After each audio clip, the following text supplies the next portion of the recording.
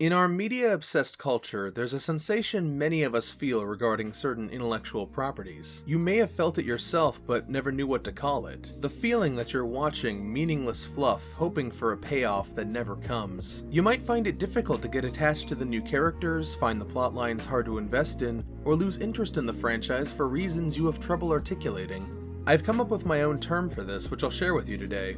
I call it the post-integrity threshold.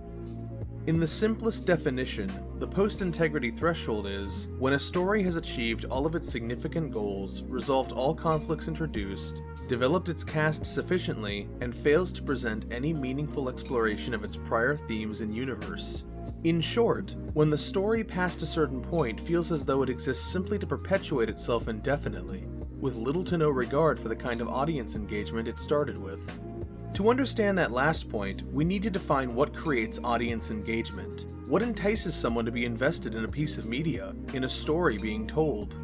It's the desire to know what happens next, and if you want an even simpler definition of the post-integrity threshold, it's basically what happens when you no longer care about what happens next, or more specifically, when the narrative presents you no reason to. This is an increasingly prevalent problem in stories that have transcended narrative into becoming full-on brands. A story is something with a beginning, middle, and end. A brand exists so long as it's profitable. A brand is something like Mr. Clean and his magic erasers. Mr. Clean is not a character, he's an icon. He exists as a mascot to sell sponges and other cleaning products. He doesn't have an origin story, he doesn't have a character arc, there's no narrative surrounding Mr. Clean beyond the unfortunate spills and stains he makes disappear. But this is exactly why nobody is emotionally invested in Mr. Clean. If you suspect a story has turned into a brand, it may very well be beyond the post-integrity threshold. In short, it's no longer a story that cares about enticing its audience on a meaningful level. For all intents and purposes, it has become little more than a glorified advertisement. Now yeah, all media is on some level an advertisement. Everything is made to sell something, or else nobody would have paid for its creation. Obviously excluding passion projects by creative teams with little care for profit, which by their very nature tend to be more limited in both their funding and reach. A great example of a franchise that exists as an advertisement but doesn't fall victim to the post-integrity threshold is Yu-Gi-Oh! The anime series is created for the sole purpose of promoting the trading card game and the overall brand image, but it does something that makes it stand out as a far more artistically driven media franchise.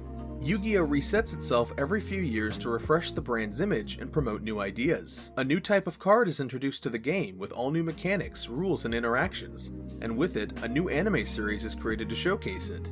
A new setting, a new cast of characters, a new plotline to develop, and new themes to explore. This keeps the franchise from getting stale, as it's always striving to explore new concepts and tell new and interesting stories. Now, I'm not going to pretend like the corporate interests that be have never impacted the storytelling in Yu-Gi-Oh! Because they absolutely have, but on a fundamental level, the franchise takes an approach that allows for continually renewed audience engagement and creative expression. An example of a franchise that has long since passed the post-integrity threshold is Dragonball. Now understand, I do like the new material, but it's a very different kind of like. I like it in the same way you might enjoy watching some rigged bullshit like wrestling. The plot lines are weak, the characters are stock, it's all artificially inflated tension and marketing gimmicks, but at the end of the day, sometimes you just want to watch Goku scream and punch the bad man. There is no tension in Dragon Ball, and there hasn't been for a long time, longer than most would care to admit. Even halfway through Z, narrative tension was running on fumes, and it all boils down to one central problem. The stakes are entirely binary, and the status quo will not be altered. What I mean by that is this: the way the story is written dictates that only one of two outcomes are possible. Either the heroes win and save the day, maintaining the status quo, or they don't and everything is fucked, forever. And because they need to keep selling toys, guess which one keeps on happening? Now you might say, but Zeke, the good guys almost always win in every story ever, so what's the difference with Dragon Ball? The difference is that in a well-written story, the stakes are ideally never entirely binary. Very rarely should there ever be clear-cut wins and losses, unless it's to illustrate a greater point. Good may triumph over evil, but how good is good? Do our heroes' actions raise moral concern? Good may triumph over evil, but how evil was the evil? Did the villain have a worthwhile argument? Were our heroes mistaken? Maybe the protagonist accomplishes their goal, but suffers great losses in the process. Maybe they lose their best friend, their mentor, or even their own limbs. Maybe the protagonist doesn't get to accomplish everything they set out to do, but finds an alternative solution that, while not ideal, they have to come to terms with. This is how real life works. There's never a point where the struggles vanish and it's just happiness and prosperity forever onward. The status quo of reality, the status quo that we as an audience can relate to the strongest, and which creates the deepest engagement, is one of constant uncertainty and strife. There is no uncertainty in Dragon Ball. It is certain that main character deaths will be undone. It is certain that Goku will come to the rescue in the final hour and unleash a new most bestest power that can beat the bad guy. It is certain that the villain's actions will have negligible effects on the state of the universe. Everything will be fine, and we know that, so watching the show pretend otherwise creates this nagging dissonance in our minds. It keeps us from fully engaging with the material. We have passed the point where anything truly matters. And that's not to say that there's nothing of value. If there was nothing of value, nobody would still be watching. There are funny gags, good character moments, even great animation when Toei feels like it, but none of that can make up for the emotional disengagement inherent to the way the series is being written. Nothing is going to disturb the status quo in the long run, at this point in the franchise's life. And one could make the argument that Dragon Ball in particular has always had elements that were destined to become detrimental to viewer engagement, but that's a topic for another time. So let's talk about another one of my favorite punching bags, Star Wars. Ever since it was purchased by Disney, they have been spinning their wheels in the mud attempting to create anything new and meaningful in that universe. And I want to make it clear that it's totally possible. People have been making interesting expanded universe content for a long time before the buyout.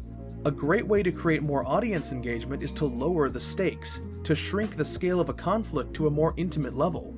I personally hate Rogue One, but if I had to pin down one reason why some people legitimately like it, it is because it told a smaller scale story that was easier to invest in than yet another universe-threatening plot. Just as a rule of thumb, the bigger the scale of a conflict, the more binary the outcomes. Pulling off multiple galaxy-sized conflicts in one story is an incredibly difficult thing to do. And yet, what did Disney do? As soon as the galaxy was saved, they threw it right back into another war between the not rebels and the not empire. Why? Because that's what people are familiar with, and familiarity is a hell of a drug. It gets butts in seats, and that's what Disney cares about more than anything. We've established that the key component of audience engagement is not knowing what happens next. By this rule, we can make the argument that good stories, the kinds of stories that stick with people, are the kinds that take risks. Because if the story isn't playing to your expectations, suddenly you don't know what happens next, and you become invested in the outcome. And I know what you're thinking, and we'll get to that.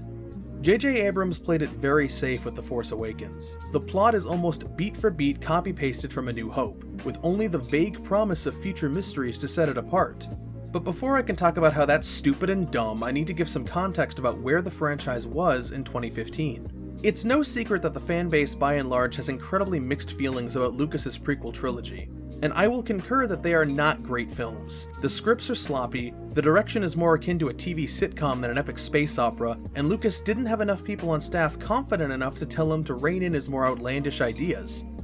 And yet, I still vastly prefer them to the drivel Disney has put out. Why?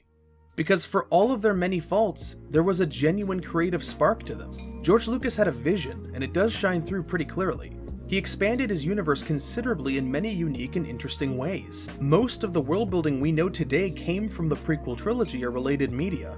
The fall of Anakin Skywalker is a story worth telling. You can argue how well he told it, but it's hard to argue that it isn't a fascinating arc conceptually. He took an element of his original story, the original trilogy, and expanded upon it. What were once offhand remarks about the history of his universe were now fully detailed and made to fit a cohesive framework. He almost had to recreate his entire setting from scratch to make the story work. We've focused a lot on the outcomes of a conflict, but that isn't the only thing that matters to audience engagement, or else the very notion of a prequel would be worthless from the start. The how and why are also significant. Seeing what the Republic looked like in its prime is interesting. Seeing how the Jedi Order operated answers a lot of questions one might have had from the original films. The prequel trilogy was very sound conceptually. Prequels that are bad conceptually often focus on showing us things we already knew, explaining things that are irrelevant or contradictory to information already given, or attempt to answer questions that nobody had ever really asked, like how the Death Star plans were acquired by the rebels, but you didn't hear that from me. But the reputation of the prequel's shoddy filmmaking superseded their artistic merits, which is why Disney and Abrams took the approach that they did with Episode 7. They focused a lot on the technical filmmaking, shooting scenes on location, using practical effects when possible, and getting a director that at least somewhat cared about how a conversation was framed. Looky, it's just like the original trilogy, but prettier. Not at all like those prequels. Bob Iger went on Reddit once and heard people didn't like those, so the new trilogy would be nothing like them. In all the worst ways. Abrams has this infuriating storytelling methodology he calls the mystery box. The gist of it is that every answer should raise a multitude of questions. Always.